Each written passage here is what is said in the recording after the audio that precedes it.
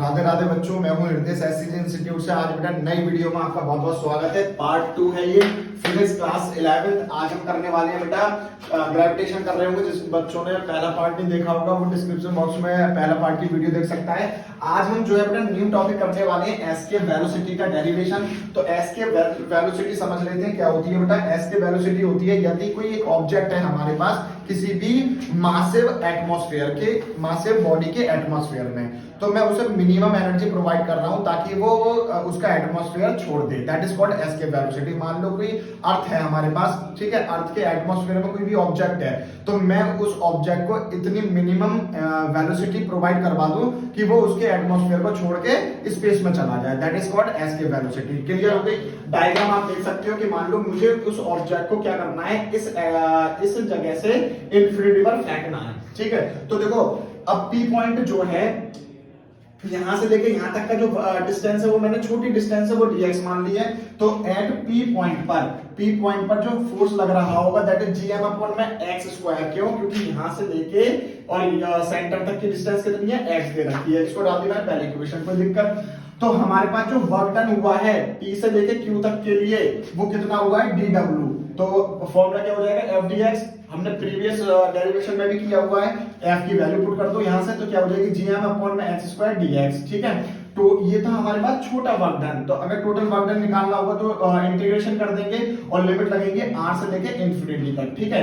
तो हमारे पास constant value क्या है, gm और अंदर क्या बचेगा 1 अपॉन में x स्क्वायर dx, ठीक है। x स्क्वायर को ऊपर लेके चले जाओगे तो x की पावर -2 हो जाएगा। इंटीग्रेशन कर दोगे तो -1 अपॉन में x बचेगा। अब upper limit minus lower limit लगा दोगे तो आपके पास क्या आ जाएगा, gm और माइनस इंफिनिटी, और एक माइनस पहले से था, फॉर्मूले में भी माइनस आता है तो माइनस माइनस प्लस हो जाएगा 1 अपॉन में r। तो ये आ गया हमारे पास क्या, वर्क डन, ठीक है। अब हमें देखो ये जो वर्क डन है, अब कोई भी ऑब्जेक्ट को आप फेंक रहे हो, जैसे मान लो मैंने एक बॉल ली और बॉल को मैंने ऐसे करके दीवार पे मारा, ठीक है, तो वापस आती है बिकॉज क्योंकि उसमें काइनेटिक एनर्जी क्या हो जाती है, कंजर्व हो जाती है, ठीक है। तो एक्चुअल में क्या हो रहा है, जब भी वो ऑब्जेक्ट जा रहा है तो उसमें काइनेटिक एनर्जी होगी क्योंकि उसका क्या नाम है, ऑब्जेक्ट का कोई मास होगा और उसकी कुछ ना कुछ वेलोसिटी भी होगी, ठीक है। तो जो वर्क डन होगा वो काइनेटिक एनर्जी के इक्वल हो जाएगा। ये वाली बात आपको बेटा मतलब लिखनी पड़ेगी, ध्यान रखना, ठीक है। तो वर्क डन जो होगा वो काइनेटिक एनर्जी के इक्वल हो जाएगा। तो gmm अपॉन में r बराबर में हाफ mv स्क्वायर, m से m कैंसिल आउट, तो ve की वैल्यू निकालोगे अंडर रूट gm अपॉन में r। अब देखो g, अब हमें जो है छोटे g की टर्म में चाहिए, तो g का फॉर्मूला होता है gm अपॉन में r स्क्वायर। तो gm अपॉन में r इंटू में r कर दूं तो gm अपॉन में r, इसकी जगह मैं क्या लगा सकता हूं बेटा, ये वाला जो r होगा वो इसकी g की मल्टीप्लाई में पहुंच जाएगा, तो ये हो गया gr। तो gm अपॉन में r की जगह मैं क्या लगा दूंगा, gr। तो ve इक्वल्स टू में क्या हो जाएगा 2 तो ये रहा, और इस पूरे की जगह मैंने क्या लिख दिया बेटा, gr। तो हमारे पास s की वेलोसिटी ये आ जाती है। इसका नॉर्मल डेरिवेशन ये था, ठीक है। तो बेटा अब जो है हम ऑर्बिटल वेलोसिटी ऑफ सैटेलाइट करने वाले हैं, इसका डेरिवेशन देखेंगे। पहले हम ये समझ लेते हैं कि बेटा ऑर्बिटल वेलोसिटी ऑफ सैटेलाइट में क्या है।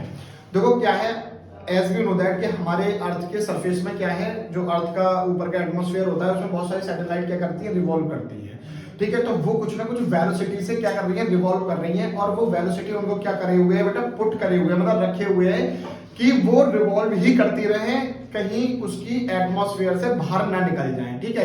That is called orbital velocity of satellite. तो हमने यहाँ पर कुछ चीजें मानी हुई हैं। कैपिटल एम जो है मास ऑफ अर्थ है, आर क्या है, रेडियस ऑफ अर्थ है, छोटा एम क्या है, मास ऑफ सैटेलाइट है, वी नॉट क्या है यहाँ पर ऑर्बिटल वेलोसिटी है किसकी, सैटेलाइट की, और एच क्या है, height of the satellite above the earth surface. Clear हो गई? अब इस ए पॉइंट पर मान लो हमने क्या काम किया है, फोर्स निकाल दिया है, जो क्या होगा gmm अपॉन में r प्लस में h का होल स्क्वायर। बेटा मुंह बंद रखेंगे तो सेंटीमीटर फोर्स बराबर में क्या हो जाता है, सेंटीमीटर फोर्स क्या होगा बेटा, mv स्क्वायर अपॉन में r होता है। तो r क्या है यहाँ पर, r प्लस में h होगा, तो mv नॉट, क्योंकि v अकेला नहीं लिया जाएगा, v नॉट लिया जाएगा। क्यों? क्योंकि हम ऑर्बिटल वेलोसिटी की बात कर रहे हैं। तो mv नॉट स्क्वायर अपॉन में r प्लस h, और दोनों फोर्स की वैल्यू है तो दोनों फोर्स क्या हो जाएंगे बेटा, इक्वल हो जाएंगे। यहां से इक्वल रखने के बाद हम v नॉट की वैल्यू निकाल देंगे, that is under root gm upon में r प्लस h। अगर मैं से छोटे g की टर्म में निकालना चाहूंगा तो फॉर्मूला ये होता है, जैसे हमने प्रीवियस डेरिवेशन में किया था, तो v नॉट की वैल्यू क्या आ जाएगी, gr स्क्वायर अपॉन में r प्लस में h, ठीक है। अब बात करी जा रही है जब सैटेलाइट बिल्कुल अर्थ सरफेस के पास में होगी, मतलब h बराबर में क्या हो जाएगा, यहाँ पर 0 हो जाएगा। तो h की जगह आप क्या रख दो बेटा, जीरो रख दो, तो ये तो खत्म हो गया। एक आर से आर कट गया तो क्या बचा, जी आर बचा सिर्फ अंडर रूट में।